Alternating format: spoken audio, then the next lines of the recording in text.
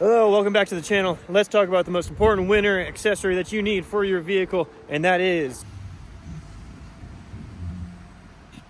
you guessed it, we're talking snow tires. And to save you all sorts of time with the tires I've used in the wintertime up here in the mountains, as well as which tires to avoid. A few brands we're going to talk through.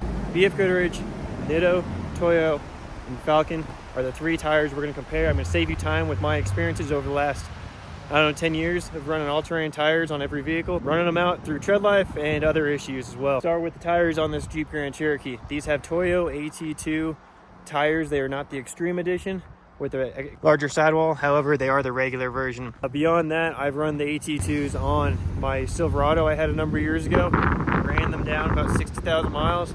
Really didn't have any issues. I would have bought them another set of them, but I just want to try something different. So these are great all-around tires, no issues. 60,000 mile life is what I got out of them. Falken AT2s, AT3Ws, great set. I've got two sets of those running so far. One of them I got about 50,000 miles out of. The second one I have 40 and still running those right now. They've been great all-terrain and winter tires. I will say that I had two different size tires. So I ran a 295 and a 275 width. And the 275 does not do nearly as well in the rain. It's almost borderline not a great wet weather tire. However, they are still fantastic in the wintertime. I've ran both of them in snowstorms. Did a great job. BF Goodrich KO2 tires. You cannot go wrong with those. I ran those right after running Toyo RTs, which I'll get into here in a minute. I got around two-wheel drive in the wintertime, pretty much through snowstorms. Just didn't have any concerns. They're just great all-around tires. Lasted a long time, probably got about close to 50,000 miles out of those. And then getting into the tire that I don't recommend is the Toyo Open Country RT. They're great in summer and wet weather, and so if you're in a place where it doesn't snow, absolutely recommend them. You won't go wrong, but if you go in the wintertime, I couldn't get traction in four-wheel drive. I was spinning everywhere, sliding around, and I swapped from those to those BF Goodrich KO2s, and I went in two-wheel drive in the same exact conditions everywhere.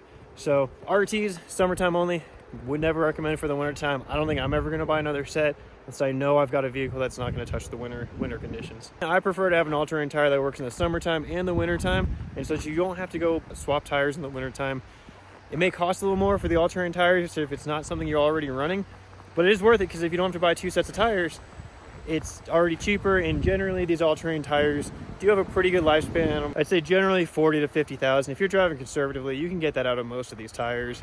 If you're chewing them up on rocks, it'll obviously be less, but I would definitely say go for an all-terrain tire and just have it at peace of mind. You'll generally have less flats on a day-to-day basis going through town.